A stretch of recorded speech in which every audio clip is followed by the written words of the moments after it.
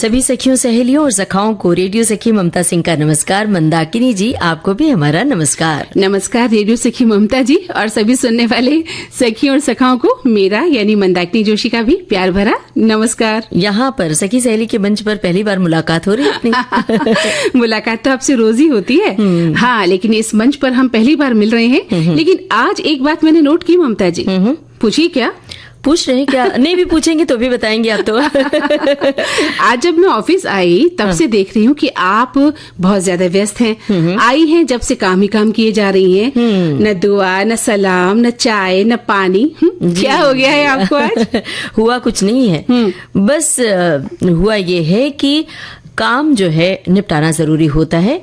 देखिए ना, अब दिवाली नजदीक आ गई है और घर के काम बढ़ गए हैं, उन्हें निपटाना जरूरी होता है। ठीक वैसे ही ऑफिस के काम, अगर दिवाली का त्योहार मनाना है तो दफ्तर के काम एडवांस में करना पड़ेगा, और जब काम एडवांस में करना पड़ता है तो थोड़ा तो काम ज्यादा बढ़ ही जाता है, और ऐसे में थोड़ा सा तनाव भी बढ़ जाता है। अब आप ये मत कहिएगा कि तनाव क्यों लेती हैं, भाई तनाव लेते नहीं, तनाव अपने आप से हो जाता है। और तनाव की जब हम बात करेंगे तो आज एक जरूरी बातचीत हमें अपनी सखियों और सखाओं को सुनवानी है। बिल्कुल, और आप भी सुनेंगे, सखियां और सखा भी सुनेंगे। वो है रुचिरा मोडक, जिन्हें गुरु माँ के नाम से संबोधित किया जाता है जी। उनसे हम बातचीत सुनवाएंगे जी। इसका भाग 2 आज हम प्रसारित करेंगे, और उनसे बातचीत करेंगी हमारी रेडियो सखी ममता सिंह, जो हमारे सामने बैठी है ना जी। लेकिन अभी तो आप कुछ कह रही थी काम के बारे में, बड़ा कि वर्कलोड आपके ऊपर भी तो है, आप भी तो बहुत कुछ लगातार लिख रही थी कि बस हमें ये काम करना है, वो काम करना है। कुछ तो आप किसी से बात कर रही थी?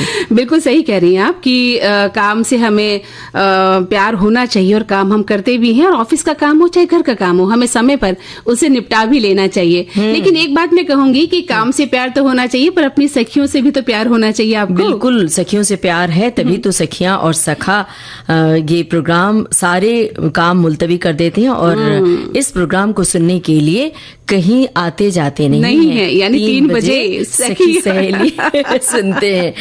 लेकिन एक काम के बारे में बात करते हुए हम एक जरूरी काम छोड़ रहे हैं, वो हम बता देते हैं। बताइए कि आज जो विषय है वो क्या है।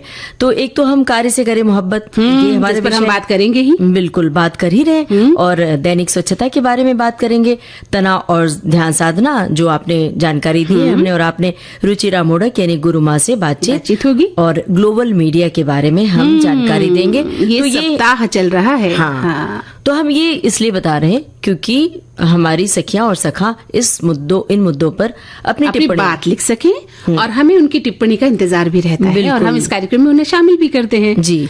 तो चलिए फिर से मुद्दे की बात पर आ जाए, या और कुछ कहना चाहती हैं? बस इतना कहना चाहते थे कि टिप्पणी साझा करने के लिए आप कैसे जाएंगे विविध भारती के फेसबुक पेज पर, www.facebook.com/bbs मुंबई टाइप कीजिए, पहुंच जाएंगे। यानी हमारी फेसबुक पर जाकर अपनी बात से हमें अवगत करा सकती हैं, है ना। तो चलिए हम बात कर रहे थे, आपने कहा कि मैं बहुत बिजी थी, यानी आपने इस बात को मान लिया है ना कि आज आपने नजरें उठाकर देखा नहीं था। बनवा दिया आपने। हाँ, तो मैं ये मानती हूँ कि आपको अपने कार्य से प्यार है ममता जी, और आप अपने कार्य को बहुत ही शिद्दत के साथ करती हैं, है ना। क्योंकि काम कोई छोटा या बड़ा होता नहीं है, काम होता है, घर का हो, ऑफिस का हो, और हमें अपने काम की पूजा करनी चाहिए। और जब आप अपने काम से प्यार करते हैं तो वो कार्य आपके लिए क्या होता है, बोझ नहीं रहता, बल्कि वो आपके लिए एक पूजा बन जाता है, आपके लिए, है ना, आपका सपना बन जाता है। देखिए ना, प्रसिद्ध वैज्ञानिक और भारत के पूर्व राष्ट्रपति डॉक्टर APJ अब्दुल कलाम ने कहा था कि हमें अपने काम से प्यार करना चाहिए और उसे पूरी लगन से करना चाहिए। कहते भी है ना कि जब तक कोई मनुष्य अपने काम से प्रेम नहीं करता है तब तक वो सफलता नहीं पाता है। बिल्कुल बिल्कुल सच ममता जी, कई बार हम अपने जीवन से असंतुष्ट हो जाते हैं, है ना। बहुत से लोग हमें ऐसे मिलते हैं जो डिप्रेशन का शिकार होते हैं, तनाव में रहते हैं, नाखुश रहते हैं, क्योंकि हम क्या बनना चाहते थे और क्या बन गए, कैसे रहना चाहते थे और हमारी जिंदगी ने क्या मोड़ ले लिया। तो जीवन में ये जो ऊहापोह है वो हमें तोड़ देती है, और हम अपने वर्तमान को भी खराब कर लेते हैं। या जो नौकरी हमें मिली है उससे हम असंतुष्ट होकर हर काम को बोझ मानने लगते हैं, और चिड़चिड़े स्वभाव के भी हो जाते हैं। कई बार तो ऐसा भी होता है मंदाकिनी जी, हम दूसरों के काम को ही टटोलते रहते हैं, देखते रह जाते हैं कि उनका काम तो बड़ा अच्छा है और मेरा काम अच्छा नहीं है। तो इस चक्कर में कई बार हम अपना जो ओरिजिनल काम है, जो हमारा कार्य क्षेत्र है, उसमें दिल न लगाकर दूर हो जाते हैं और वंचित रह जाते हैं। तो जैसा मिला है जीवन, पहले उसे स्वीकार कर लिया जाए, फिर जो भी कार्य आपके हिस्से में आया है उसको लेकर गंभीर हो जाना चाहिए। और कहा जाता है ना कि love your work, love your life. बिल्कुल सही। हमें से ज्यादातर लोगों को ये शिकायत रहती कि मैं तो वहां जाकर फंस गई, बहुत बोरिंग काम है। लेकिन क्या करें, और कोई रास्ता भी तो नहीं है, घर चलाने के लिए कुछ तो कुछ करना ही पड़ेगा। ये अक्सर हम सुनते हैं, लेकिन जरा उस काम को ये देखिए कि और कुछ काम ऐसे हैं जो जैसे आपके घर में सहायक और सहायिकाएं काम करती हैं, वो कैसा काम है। ऐसे तमाम काम को देखें तो लगता है कि हम कितनी शानदार जिंदगी जी रहे हैं। बिल्कुल। हमसे जो छोटे लोग हैं, जो बहुत निम्न वर्ग में रहकर काम करते हैं, बहुत कम जमा पूंजी से काम करते हैं, वो भी कार्य करते हैं क्योंकि उन्हें भी जीना है। लेकिन हाँ, आपने जैसा कि कहा ना कि लोग कहते हैं कि अरे मैं तो वहां जाकर फंस गया या फंस गई, तो ये लोग वही होते हैं ममता जी, जिन्हें अपने काम से कोई प्यार नहीं होता और बस वो मजबूरी में उसे करते चले जाते हैं। और नतीजा ये होता है कि ये लोग जीवन भर एक सामान्य जीवन जीने के लिए मजबूर हो जाते हैं और कभी आगे नहीं बढ़ पाते। और जिसने भी अपने काम से मोहब्बत की है, दुनिया ने उसे हमेशा सराहा है और अपने काम में जी जान जिसने लगाई है, तो एक दिन सभी आप पर भी जी जान लुटाते हैं। बिल्कुल सही कह रही हैं। और इस वक्त हमें भी अपने काम से प्यार करना है। इस समय हमारा काम है कि जल्दी से एक प्यारा सा गीत सुनवा दे। बिल्कुल सुनिए आप भी ये गीत। मैं चली पीछे पीछे जहां, ये न पूछो किधर, ये न पूछो कहां। सजदे में हुस्न के झुक गया आसमान, लो शुरू हो गई प्यार की दास्तां। सजदे में हुस्न के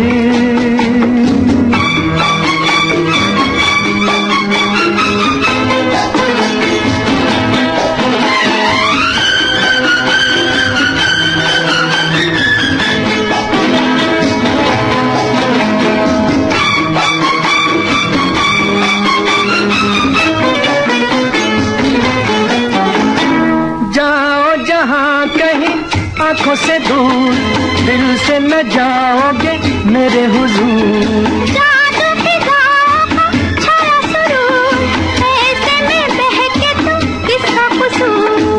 सजदे में हुस्न के झुक गया आसमान, लो शुरू हो गई प्यार की दास्तां। मैं चली पीछे पीछे जहां, ये न पूछो किधर, ये न पूछो कहां। मैं चली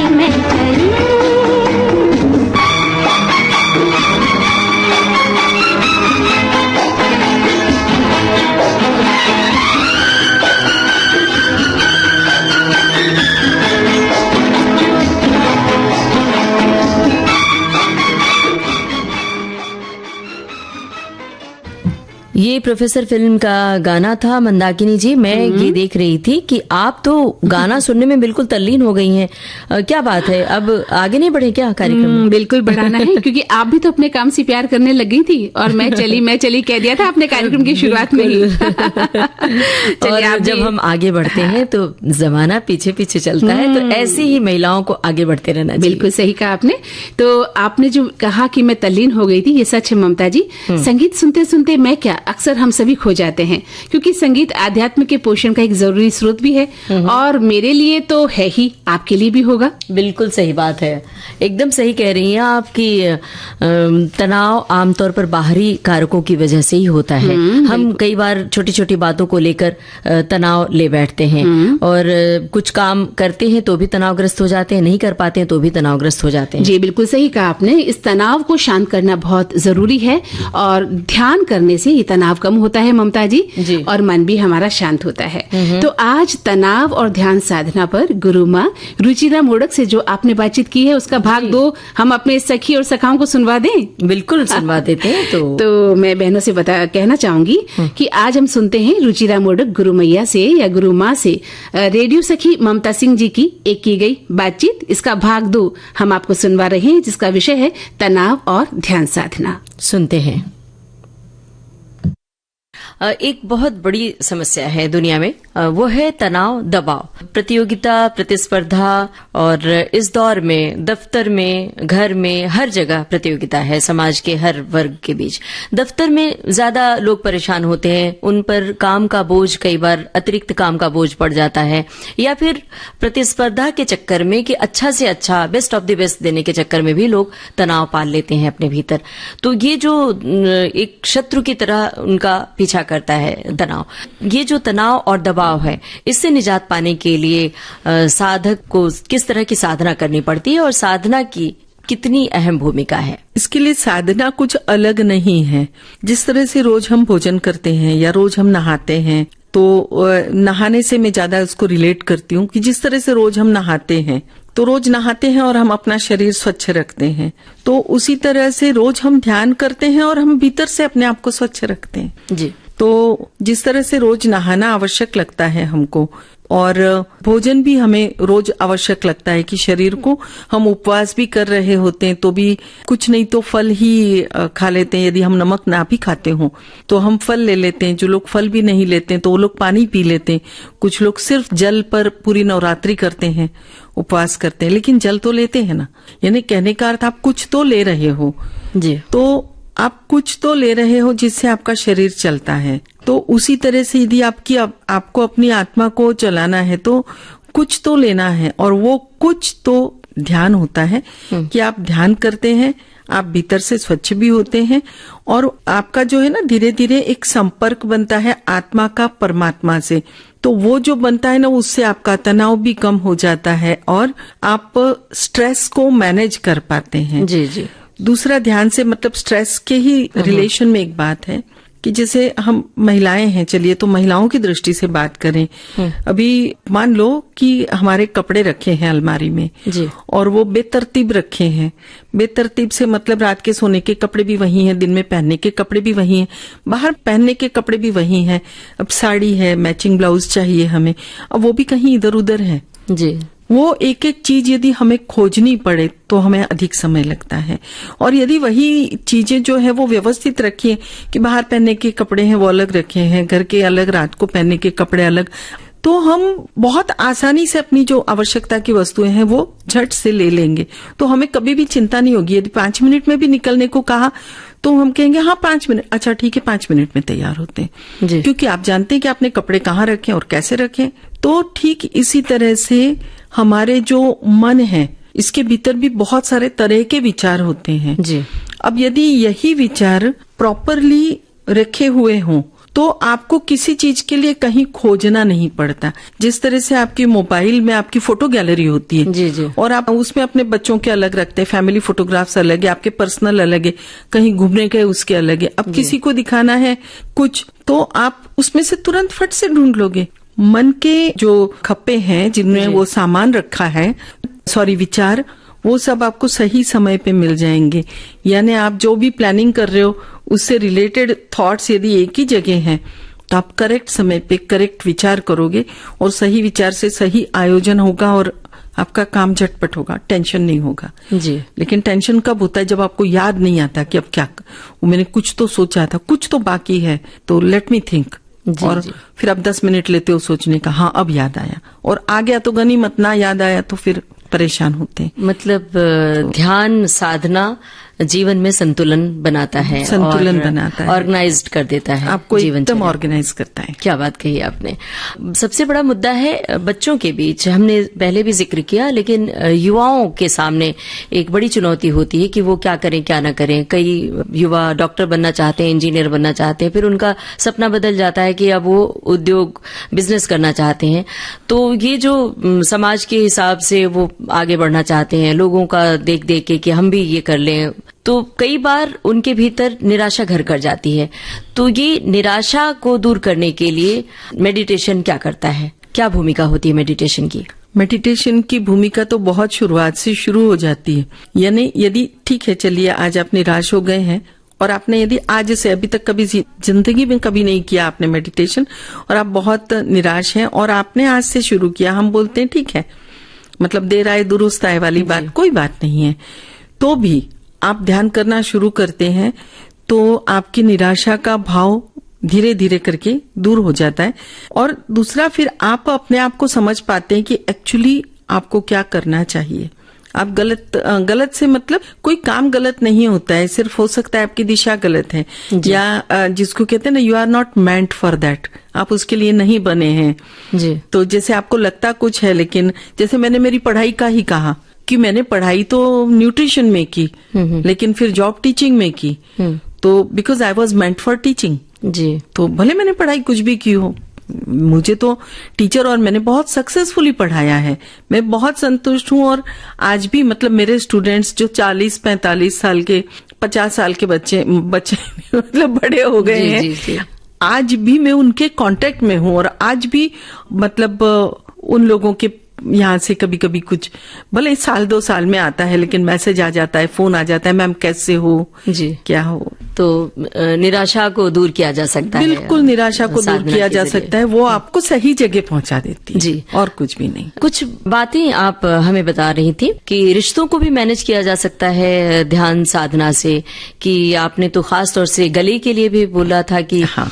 गले को ठीक कर सकते हैं और अपनी बात को सामने वाले के सामने कैसे प्रस्तुत कर सकते हैं। तो इसमें साधना मतलब योग साधना या मेडिटेशन की क्या भूमिका है ध्यान के विषय में? कि हमारी जो देह है हर किसी की, मतलब वो किसी भी धर्म का हो, हाँ। हम मानव है तो हम मानव देह को मान के चलते हैं।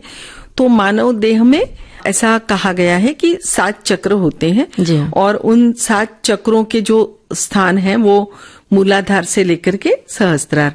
मूलाधार जो है वो रीढ़ की हड्डी के नीचे त्रिकोणाकार अस्थि है, वहां मूलाधार चक्र है। उसके ऊपर मतलब त्रिकोणाकार अस्थि के ऊपर मूलाधार चक्र है। तो चक्र यानी कोई ऐसे आप सोचोगे कि एक्सरे में आपको कहीं चक्र नजर आएंगे, वैसा नहीं है, लेकिन वहां कुछ नर्व्स का गुच्छा सा जी हाँ होता है और कुछ वो नहीं है, लेकिन वो चक्र है मतलब ऐसे उसका, क्योंकि हर किसी का अपना इफेक्ट है हमारे शरीर पर। तो मूलाधार चक्र है, फिर स्वादिष्ठान चक्र है, फिर नाभि चक्र है, फिर हृदय चक्र है, हार्ट चक्र को अनाहत चक्र कहते हैं, फिर विशुद्धि चक्र यानी गले के पास का चक्र है, और उसके आगे आज्ञा चक्र यानी हमारी जो 2 आंखें हैं इसके बीच का जो भाग है मध्य बिंदु, वो आज्ञा चक्र कहा जाता है, और आज्ञा चक्र से ऊपर सहस्त्रार चक्र है। ये सब चक्र हैं, लेकिन ये सिर्फ मतलब क्या बोलते हैं उसको, ये सिर्फ मैं ज्ञान के लिए जानने के लिए कह रही हूँ,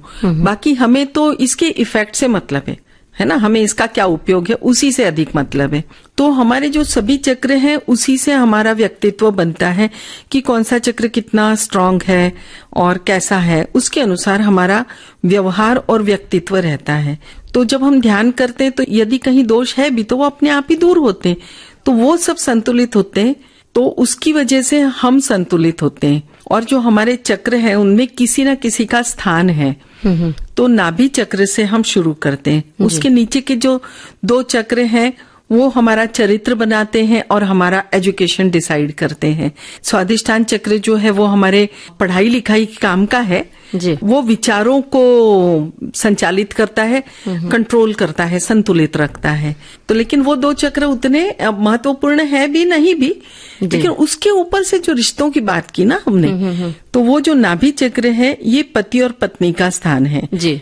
अब उसके बाद में आगे का चक्र है हृदय चक्र, नाभि से ऊपर का चक्र हृदय चक्र। हृदय चक्र माता पिता का स्थान है और बच्चों का स्थान है जी। बच्चों के हृदय में माता पिता का स्थान होता है, तो यदि माता पिता ध्यान करते हैं तो बच्चों को अच्छा इफेक्ट जाता है, और यदि बच्चे ध्यान करते हैं तो माता पिता के कई बार होता है ना रिश्ते अच्छे नहीं होते, वो भी प्रभावित होते हैं। बच्चों के अच्छे ध्यान करने से माता पिता के रिश्ते अच्छे हो जाते हैं, सुधर जाते हैं, क्योंकि उनको वो एनर्जी मिलती है। एनर्जी या चैतन्य अमृत के समान समान है कि वो किसी में भी डालो तो वो पुनर्जीवन दे देगा उसको। जी बिल्कुल, और एक आदत में भी शुमार हो जाता है। अगर माता पिता कर रहे हैं तो बच्चे भी देख देख के सीख जाते हैं। और एक जो बहुत जरूरी मुद्दा है उस पर हम चाहते हैं कि संक्षेप में आप थोड़ा हमारे श्रोताओं को बताएं कि अभी जो युवा पीढ़ी है बहुत आक्रामक हो रही है। यूं कहें कि युवा पीढ़ी या सारे लोग सड़क पर जा रहे होते हैं, आप अचानक गाड़ी रुकती है, दो लोग भिड़ जाते हैं, लड़ने लगते हैं।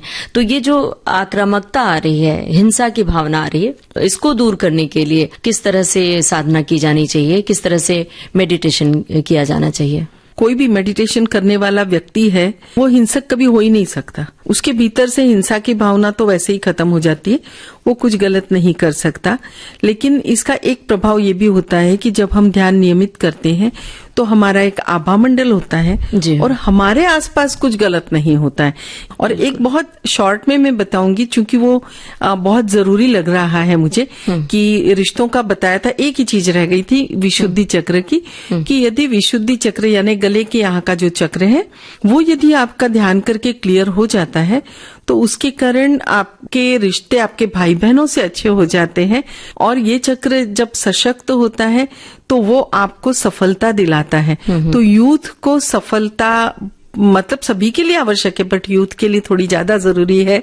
तो ये चक्र यदि अच्छा हो जाता है तो आपको सफलता भी मिलती है, आप कन्विंसिंग नेचर के बन जाते हैं, यानी आप किसी को कन्विंस कर सकते हो किसी बात के लिए। आप जो सुझाते हो आपका सुझाव तुरंत मान लिया जाता है, जबकि सेम सुझाव कोई और दे तो शायद कोई ना माने।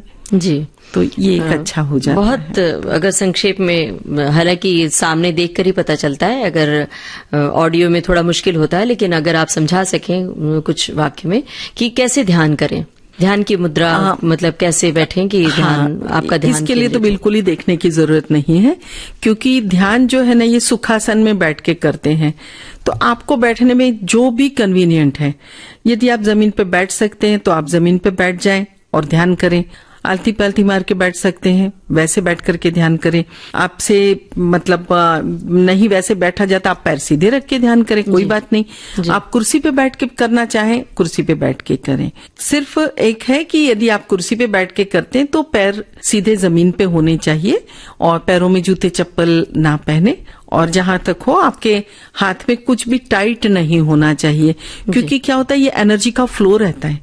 तो हम कुछ भी चीज जो टाइट पहनते हैं तो वो किसी की घड़ी बड़ी टाइट रहती है, किसी की अंगूठियां टाइट रहती है, या चश्मा है तो आप यदि चश्मा टाइट नहीं है, ढीला है तो कोई हर्ज नहीं है।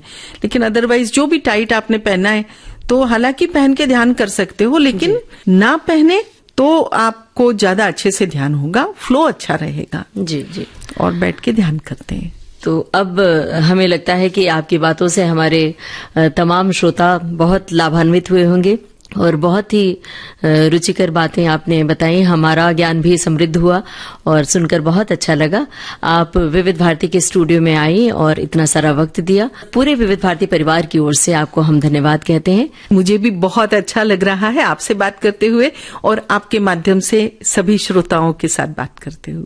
धन्यवाद। तो सखियों, इस बातचीत को सुनने के बाद सबसे पहले मैं गुरु माँ रुचिरा मोडक को साष्टांग प्रणाम करती हूँ, जिन्होंने अपने अमूल्य विचार हमारे सामने रखे। और सखियों, साथ ही हमारी जो सखी हैं ममता जी, उनको भी हम धन्यवाद देते हैं इतनी महत्वपूर्ण बातचीत के लिए। धन्यवाद मंदाकिनी जी। देखिए, ध्यान साधना से जुड़ी हुई हमारे पास एक टिप्पणी आई है, मैं श्रोताओं तक पहुंचा रही हूँ। लिखा है कि ध्यान साधना एक ऐसी अद्भुत विधि है जो हमारे संपूर्ण व्यक्तित्व को निखारती है। मन की एकाग्रता से आने वाली शांति को पाने का रास्ता ही ध्यान है, और यही ध्यान अष्टांग योग के अंतिम चरण में समाधि की अवस्था पा लेता है। ध्यान योग एक ऐसा महत्वपूर्ण तत्व है जिसके माध्यम से तन, मन और आत्मा के बीच एक सुंदर और लयात्मक संबंध का निर्माण होता है।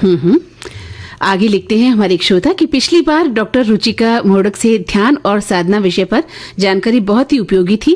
जी हाँ, बिल्कुल। आज इसका भाग 2 हम आपको सुनवा रहे थे और हम सबको नियमित ध्यान करना चाहिए। उम्मीद है आज भी जो जानकारी मिलेगी वो बहुत उपयोगी होगी। पर आज मैं इस कार्यक्रम में शामिल नहीं हो पाऊंगी, सिर्फ टिप्पणी ही लिख रही हूँ। तो टिप्पणी आ गई और ये बातचीत भी सुन ही ली होगी और श्रोताओं तक पहुंच भी गई। श्रोताओं ने प्रतिक्रिया भी देनी शुरू कर दी है। जी जी। दिल पंछी बन उड़ जाता है, हम खोए खोए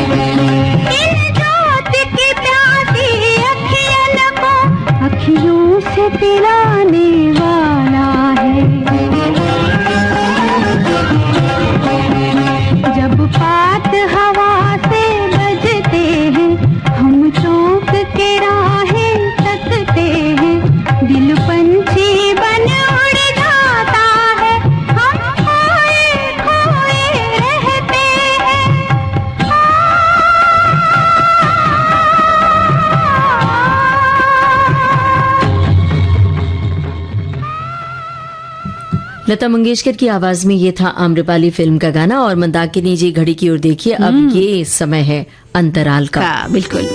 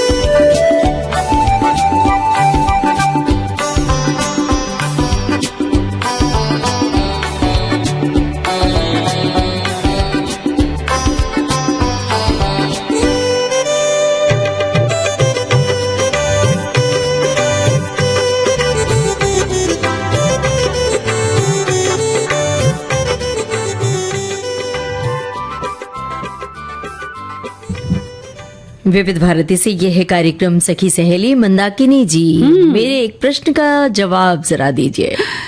कैसा सवाल और कैसा जवाब ममता जी, हम कार्यक्रम दे रहे हैं और आप मुझसे सवाल जवाब करने लगेंगी। मुझे डर लग रहा है ये जानकर। काय का डर भाई, राई का पहाड़ बनाना तो कोई आपसे सीखे। मैं तो एक सिंपल सी बात पूछना चाह रही थी कि आप अपने मन की देखभाल करती हैं या नहीं करती हैं? ममता जी, अब आप एक साहित्यकार भी हैं और सवाल भी साहित्यिक तरीके से ही पूछना चाहती हैं, क्यों? अरे मन की देखभाल, ये क्या बात हुई भला? मैं देखो अपनी देखभाल करती हूँ, अपने कपड़ों की देखभाल करती हूँ, अपने बालों की देखभाल करती हूँ, अपने घर की देखभाल करती हूँ, घर में लगे पर्दों की देखभाल करती हूँ, इत्यादि इत्यादि इत्यादि। ओ, एक साधारण सी बात पूछ रही थी। मन की देखभाल मतलब मानसिक स्वास्थ्य का ध्यान करना, ध्यान रखना, और इतनी सारी बातें बता गई। वैसे काम की बातें थी आपकी।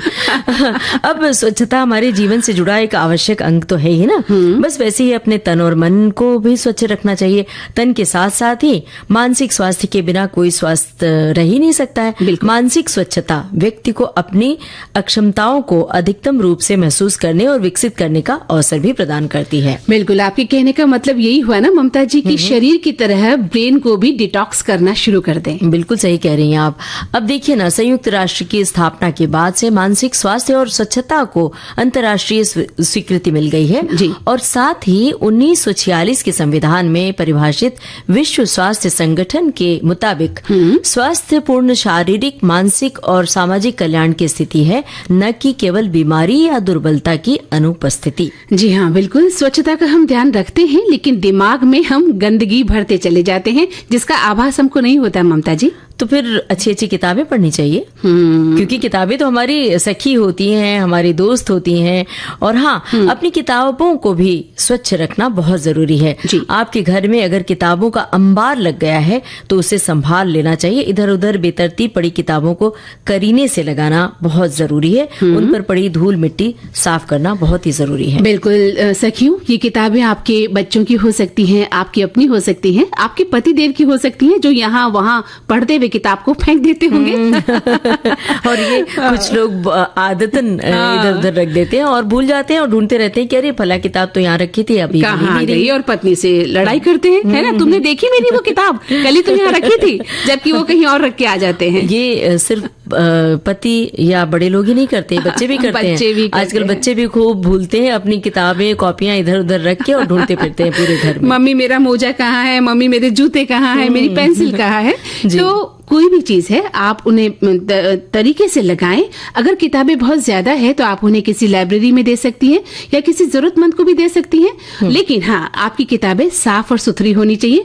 फटी कटी, है ना, जिनमें दीमक लगी हो, सड़ी गली, ऐसे कागज नहीं होने चाहिए। बिल्कुल। हाँ। आप जब मंदाकिनी जी ये बात कह रही है ना कि किताबों की देख रेख करें, उसकी स्वच्छता का भी ख्याल रखें, तो मेरे जहन में एक बात आई कि कई बार जो जिनके घर में लिटरेचर से जुड़े लोग हैं, साहित्य से जुड़े लोग हैं या पढ़ने के शौकीन हैं, तो उनके घर में किताबों का अंबार लगना स्वाभाविक है। दरअसल जो पत्रिकाएं होती हैं, साहित्यिक पत्रिकाएं या ऐसी पत्रिकाएं, रोजमर्रा की पत्रिकाएं आती हैं, मतलब अर्ध मासिक या मासिक या त्रैमासिक, तो उन पत्रिकाओं के लिए धीरे धीरे जगह कम पड़ने लगती है, इकट्ठी होती जाती हैं। तो मेरा ये कहना है कि जब आप दिवाली की साफ सफाई पर किताबों को रद्दी वाले को देने जा रहे हैं, तो एक सोशल मीडिया के जरिए एक पोस्ट लिख दीजिए कि हम ये किताबें, ये पत्रिकाएं निकाल रहे हैं, या फिर किसी लाइब्रेरी को दे दें। और अगर कोई जरूरतमंद है, हो सकता है कि जिन्हें मैगजीन्स पढ़ने का बहुत शौक हो और जिन्होंने खरीदा नहीं हो आर्थिक स्थितियों के कारण या फिर किसी और कारण से, तो वो लेकर वो पत्रिकाएं बाइंड करा के रख सकते हैं, घर में पढ़ सकते हैं। बिल्कुल, आपने बहुत अच्छी बात कही ममता जी कि जो किताबें हमने दिलो जान से चाही हैं, जिन किताबों को हमने बरसों से इकट्ठा किया है, या अपनी युवावस्था से कई बार हम जीके की किताबें भी इकट्ठा किया करते थे कि आगे एग्जाम्स में काम आएंगी, तो वो किताबें भी बाद में एक रद्दी की तरह हमारे घर के कोने में कहीं दुबकी भी सी होती हैं और बेचारी पछताती हैं कि एक समय तो था जब हमें पढ़ा जाता था और आज एक कोने में डाल दिया गया है। तो नहीं, आप ऐसा कीजिए बहनों, जो बच्चे पढ़ने वाले हैं आपके आसपास, जो बच्चे किताबें नहीं खरीद सकते हैं, जीके की किताबें जिन्हें चाहिए होती हैं, आप उन्हें दे सकती हैं। या फिर जब वो बच्चे आगे की कक्षा में पहुंचते हैं, मान लीजिए 7वीं के बाद 8वीं में पहुंचे, तो जो 7वीं वाली किताब है किसी जरूरतमंद को दे सकते हैं। या फिर जो स्कूल में पढ़ने वाले हैं, गर्मी की छुट्टियों में पढ़ना चाहते हैं, उन्हें दे दीजिए। और पढ़ने की बात जब आपने कहा ना कि बचपन में पहले हम जीके की किताब पढ़ते थे, तो हमें याद आ गया कि पढ़ने के शौकीन लोग तो कैसे कैसे पढ़ते थे। आपको याद होगा कि हम जब कॉलेज यूनिवर्सिटी में पढ़ते थे, तो जो छुट्टी के दिन जब साफ सफाई करते थे, तो रविवारी परिशिष्ट में कई बार चुरमुरा या समोसा लपेट के आता था, तो वो पन्ना भी, समोसा खाने के बाद वो पन्ना भी हम पढ़ डालते थे, संभाल कर रखते थे। हाँ, ये आगे काम आएगा। हाँ, बिल्कुल। तो ये जो पढ़ने का शौक है, ये बड़ा अजब गजब है। और देखिए, पढ़ने के साथ साथ एक बात और मैं कहना चाहूंगी, बहुत सी महिलाओं को सिलाई बुनाई का भी शौक होता है, और इन परिशिष्ट के किसी पेज पर कोई बुनाई का डिजाइन आता है, तो महिलाएं उन्हें भी संभाल कर अपने पास रख लेती हैं। क्या बात कल जब हम इनसे स्वेटर बनाएंगे अपने बच्चों का, पतिदेव का, घर के किसी सदस्य का, तो ये डिजाइन हम जरूर डालेंगे। तब क्या होता था, मोबाइल का जमाना नहीं था, फोटो खींचने का जमाना नहीं था, तो वो पत्रिकाएं ही संभाल कर रखी जाती थी। और कहीं मान लीजिए फटा पन्ना मिल गया, तो उसको भी सहेज कर बाकायदा फाइल बना के रखा जाता था। क्योंकि जब स्वेटर बिनने चलती थी घर में भाभी, चाची या हम सब खुद, तो वो पन्ना निकाल कर डिजाइन देखते थे कि एक घर आगे एक घर पीछे, वो कंगूरे, एक सीधा, हाँ, कंगूरे वाला डिजाइन, या फिर वो उल्टी ऊन की सिलाई का उल्टा वाला डिजाइन, मतलब तरह तरह के डिजाइन थे जो अब तो नाम भी नहीं याद है। अगर हमारी सखियों या सखाओं को डिजाइन के नाम याद हो तो हमें बता दें, ताकि हमारी भी याद ताजा हो जाए। बिल्कुल। जब हम उस अवस्था में बुना करते थे सिलाई लेकर, 8 नंबर की सिलाई, 11 नंबर की सिलाई, क्रोशिया, है ना, बिल्कुल, कोई कनेर बनाते थे, कई बार चादर के बीच में हम कंगूरा बनाते थे, ऊन सिलाई। हाँ, ऊन सिलाई। तो बहुत सारी यादें हैं जो आपसे जुड़ी हैं, लिखिएगा, हम उसे पढ़ेंगे। बिल्कुल। तो हमें गीत सुन लें। हमें लगता है कि आप बिल्कुल यादों के गलियारों में पहुंचा चुकी हैं और हमारे श्रोता टिप्पणी करना शुरू कर चुके होंगे और हमने गाना बजाना शुरू कर दिया है। जी बिल्कुल।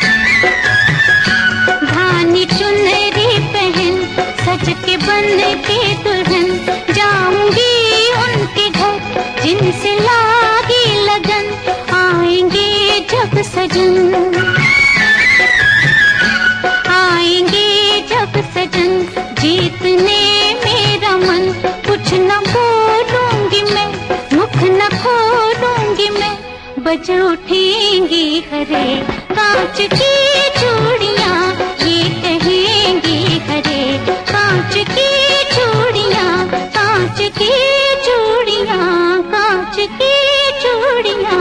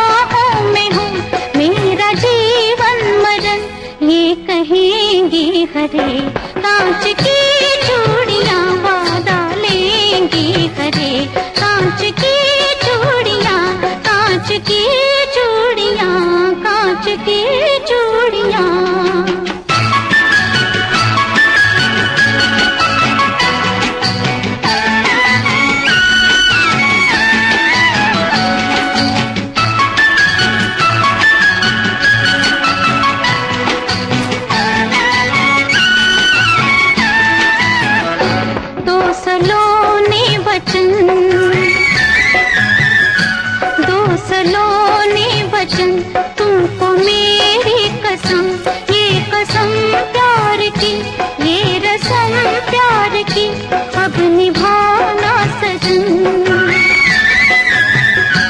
अब निभाना सजन, मत भुलाना सजन, जाओ परदेस तो जल्दी आना सजन, वादा लेंगे हरे कांच की चूड़ियां, फिर कहेंगे हरे कांच की चूड़ियां, बज उठेंगे हरे कांच की चूड़ियां। तो ममता जी, हमारे बहुत सारे सखी और सखाओं ने अपने विचार, अपने जो संदेश हैं हम तक भेज दिए हैं। स्वच्छता पर हम बात कर रहे थे, तो वो लिखते हैं कि स्वच्छता सिर्फ एक दिन के लिए नहीं रखनी चाहिए, बल्कि हर दिन इसका काम होना चाहिए। फिर वो अपना घर हो या मोहल्ला, इसकी शुरुआत खुद से ही करनी पड़ेगी।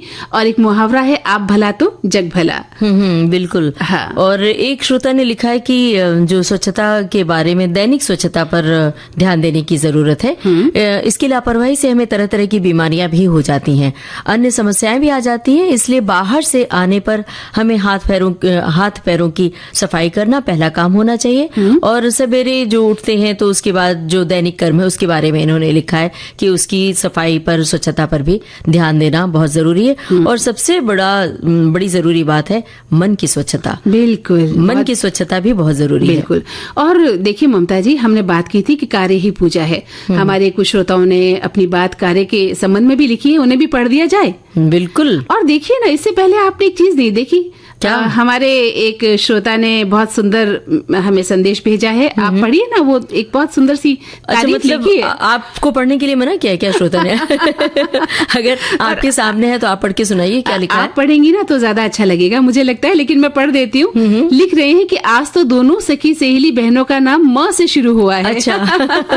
क्या बात है। तो भविष्यवाणी ये कहती है कि आज बहुत ही शानदार और बेहतरीन खूबसूरत गीतों की बौछार होगी, क्योंकि दोनों बहनों की बहुत ही प्यारी और मीठी मीठी मधुर आवाज है। क्या बात है। मैं बहुत बहुत शुक्रिया अदा कर रहे हैं। और आप सभी की जो निगाहें हैं और कान हैं, सुन रहे हैं, वो उसमें मिठास होगी, इसलिए आपको जरूरत से ज्यादा मीठी लग रही है। और एक श्रोता की टिप्पणी है, लिखा है कि कार्य से करें मोहब्बत। का अर्थ है अपने निजी कामों तक सीमित नहीं है। इसका मतलब हम जहां भी काम करते हैं, नौकरी करते हैं, वहां भी हमें मिले काम से मोहब्बत करने से है।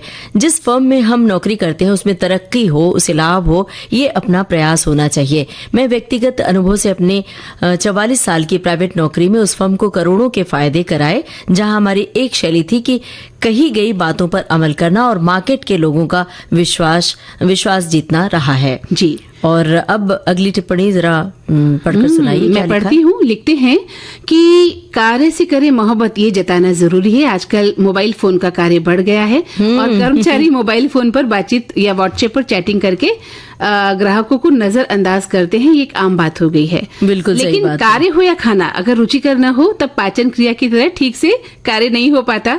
और इसके लिए आपको आदत डालनी पड़ेगी, उससे मोहब्बत करनी पड़ेगी। कार्यस्थल को अपना मंदिर समझकर एकचित होकर अपने कार्य से जुड़े रहेंगे, तभी ईश्वर भी आपका साथ देंगे। लेकिन कड़ी मेहनत करनी पड़ेगी। और इसके लिए फिर मुहावरा लिखा है, कठोर परिश्रम का कोई विकल्प नहीं। यानी गुजराती में लिखते हैं कि कठोर परिश्रम नो कोई विकल्प न थी। क्या बात है। जो मोबाइल वाली बात कही है ना, वो बड़ी रोचक है। हम कई बार दुकान में कुछ सामान खरीदने जाते हैं तो दुकानदार बढ़िया मोबाइल में चैट कर रहा होता है या मोबाइल फोन पर बात कर रहा होता और इशारे से बात करता है कि फला जगह पर वो चीज रखी है, आप ले लो।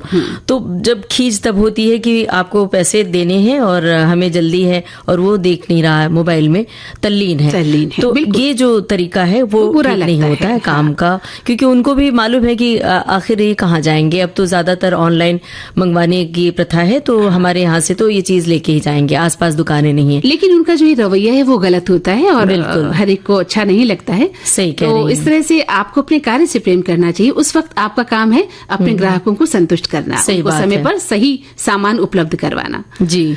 एक श्रोता ने लिखा है कि कार्य से करे मोहब्बत। आपको ये नहीं देखना है कि कोई काम छोटा है या बड़ा। क्या मुझे उसने छोटा काम दिया, खुद बड़ा काम कर रहा है। जैसा भी कार्य है उस काम से प्यार करना सीखे, काम में लगे रहें तो छोटा काम भी बड़ा हो जाता है। जी बिल्कुल, कार्य से करे मोहब्बत पर एक लिखते हैं श्रोता, भाई संसार ही कर्म भूमि है और कर्म करने के लिए तो हम लोग यहाँ आए हैं। और आश्चर्य तो ये है कि आप कुछ करें या न करें, लेकिन बिना कर्म के एक क्षण भी बैठे नहीं रह पाएंगे। तभी तो कहा गया है कि नास्ति क्षणमपि तिष्ठत्य कर्म कृत।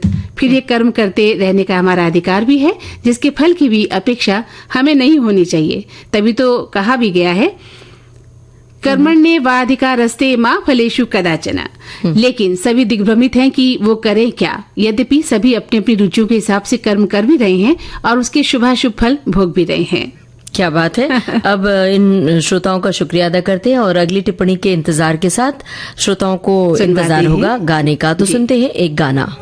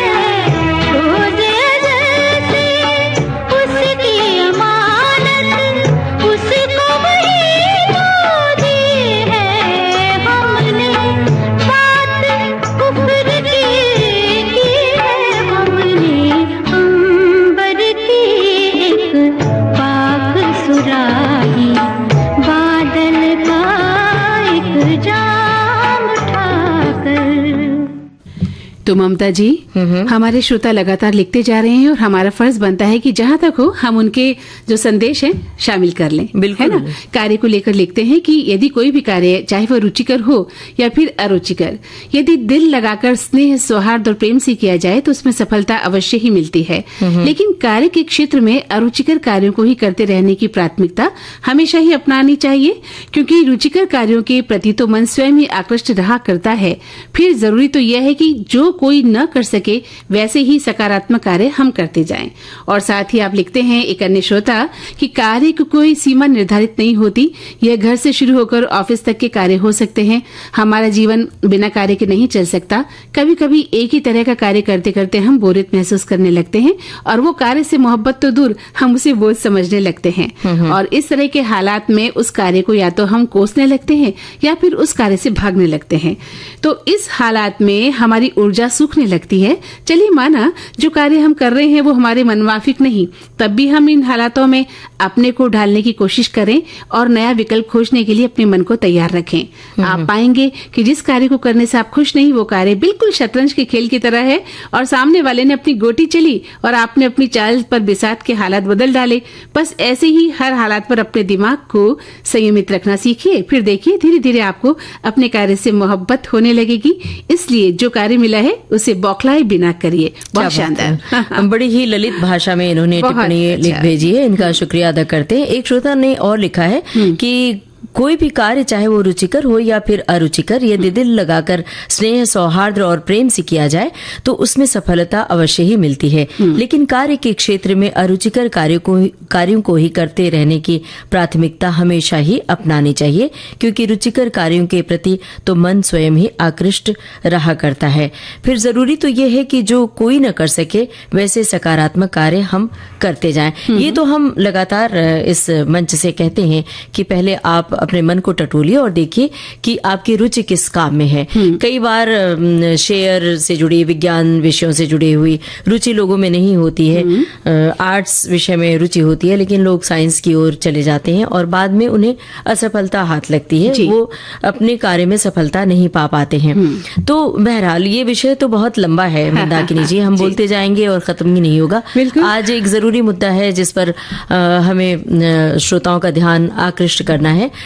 जैसे कि जब हम बात मीडिया की करते हैं, यानी ग्लोबल मीडिया की, तो भारतीय महिलाओं का जिक्र जरूर आता है, क्योंकि भारतीय महिलाएं मीडिया क्रांति के इस विश्व परिदृश्य में अपनी बौद्धिकता और आगे बढ़ने की जागरूकता के कारण आज एक नया भारतीय परिवेश बनाने में सक्षम हो चुकी हैं। बिल्कुल सही कह रही हैं ममता जी, क्योंकि ग्लोबल मीडिया ने पारंपरिक और सामाजिक जनसंचार के रूप में लोकतंत्र और मानवाधिकारों के संदेश फैलाने में मदद भी की है, और तभी आज इस नई शताब्दी में भारतीय नारी अपने नए आसमान को तलाशती नजर आ रही है। साथ ही आज इसी मीडिया ने महिलाओं में जागृति भी पैदा की है। बिल्कुल सही कह रही हैं आप। और देखा जाए तो वैश्विक मीडिया जनसंचार तकनीकों के माध्यम से दुनिया भर में सूचना फैलाता है।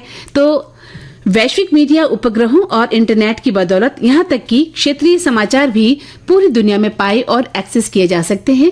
और आज इसको पारंपरिक मीडिया जैसे कि टीवी, रेडियो और समाचार पत्र से लेकर यूट्यूब, ट्विटर और फेसबुक जैसे सोशल मीडिया तक सब कुछ इसमें शामिल है। ममता जी, बिल्कुल सही बात है, और इसका उद्देश्य है कि हम लोगों में जागरूकता फैलाएं, जानकारी दें और उसका सदुपयोग करें, ना कि दुरुपयोग करें। कई बार क्या होता है कि इस क्रांति के जरिए दुरुपयोग भी किया जाने लगा है। इस नई मीडिया संस्कृति ने हम महिलाओं के लिए खुला संसार पैदा कर दिया है, जहां से कि अब अपने आप पूरे विश्व को आप सभी देख सकती हैं। सारी महिलाएं अपनी सोच को एक नई परवाज दे सकती हैं। ग्लोबल मीडिया ने एक स्त्री को उसकी क्षमता से परिचित करवाया है, उसे आगे बढ़ाने की कोशिश की है। अगर इसकी सकारात्मक पक्ष हम देखेंगे ना ममता जी, तो सचमुच एक स्त्री अपनी क्षमता से परिचित हुई है। उसे पता चला है कि वो अपने पंख फैला सकती है और यहाँ से लेकर दूर दराज तक वो जा सकती है ना। बिल्कुल सही कह रही है। और इस बरस वैश्विक मीडिया और सूचना साक्षरता सप्ताह कहें या ग्लोबल मीडिया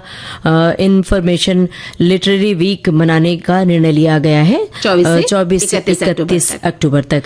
तो हर इंसान का दिमाग बेहतर निर्णय ले, इसके लिए समय पर सूचना या जानकारी जरूरी बहुत जरूरी है ममता जी। और सूचना जितना अधिक स्पष्ट, सटीक और विश्वसनीय होगी, उतनी ही वो गुणवत्तापूर्ण भी होगी। हाई स्पीड इंटरनेट की पहुंच बढ़ने के साथ देश दुनिया में जो सूचना तक पहुंच का अनुपात है वो भी अब तेजी से बढ़ा है। बिल्कुल सही कह रही हैं। समय पर बेहतर और सटीक सूचना के लिए मीडिया और सूचना साक्षरता आज के समय में बहुत ही जरूरी है। ये एक वार्षिक उत्सव है जो वैश्विक कैलेंडर में विशेष महत्व भी रखता है। और इस वर्ष इस महत्वपूर्ण आयोजन की मेजबानी की जिम्मेदारी नाइजीरिया पर है। बहनों, ध्यान रखिएगा। और MIL की जो दक्षताएं हैं उनको बढ़ावा देने में यूनेस्को की महत्वपूर्ण भूमिका है। यूनेस्को पाठ्यक्रम विकास, नीति दिशा निर्देश, अभिव्यक्ति और मूल्यांकन ढांचे जैसे क्षमता निर्माण संसाधन भी हमें प्रदान करता है। तो ऐसा है, ग्लोबल मीडिया का जो संसार है बहुत ही बड़ा, विस्तृत, फैला हुआ है, जिसे समझना बहुत जरूरी है ममता जी, और इसके सकारात्मक पक्ष को देखना है।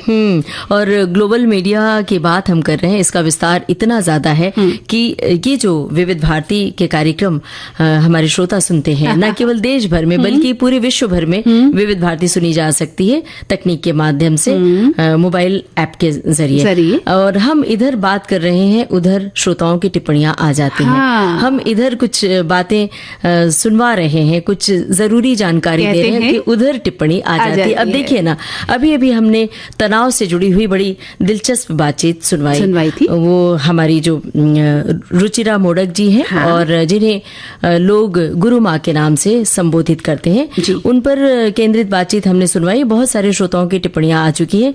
एक बड़ी ही महत्वपूर्ण टिप्पणी हमारे पास आई है जिसमें लिखा है कि इस प्रोग्राम को पसंद किया गया है और ये प्रोग्राम की सराहना की है और जो गुरु माँ ने जानकारी दी है वो जानकारी बड़ी ही दिलचस्प और कारगर रही। और ये जो रुचिरा मोडक जी हैं उन्होंने जो जानकारी दी, उनके पतिदेव ने भी वो जानकारी सुनी और उसकी सराहना की और बहुत सारे लोगों ने सुनकर अपनी टिप्पणी भेजी है। तो आप सभी का हम तहे दिल से शुक्रिया अदा कर रहे हैं। और अब सुन लेते हैं प्यारा सा गीत, सुनते हैं।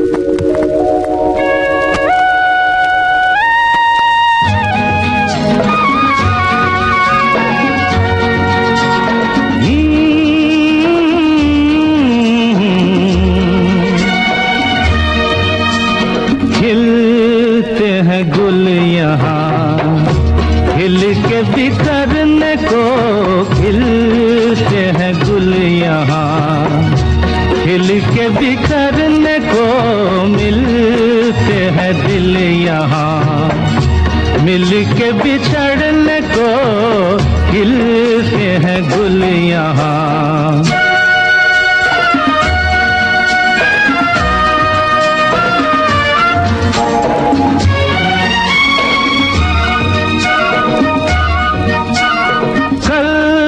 रहे ना रहे मौसम ये प्यार का, कल रुके ना रुके डोला बहार का,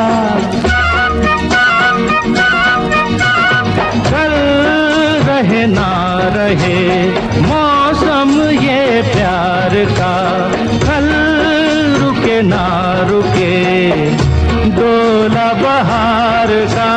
चार पल मिले जो आज प्यार में गुजार दे, खिलते हैं गुल यहाँ, खिल के बिखरने को, खिलते हैं गुल यहाँ।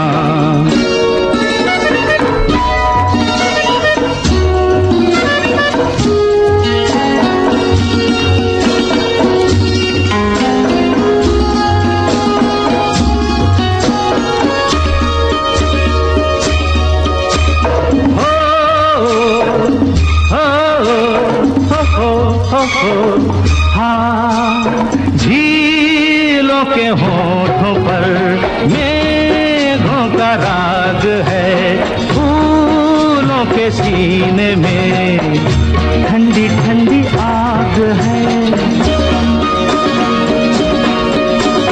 झीलों के होठों पर मेघों का राग है।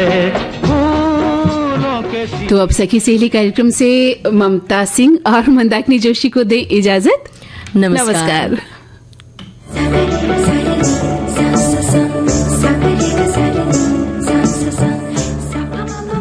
सखी सहेली कार्यक्रम की प्रोड्यूसर अनुश्री पाठक। सखी सहेली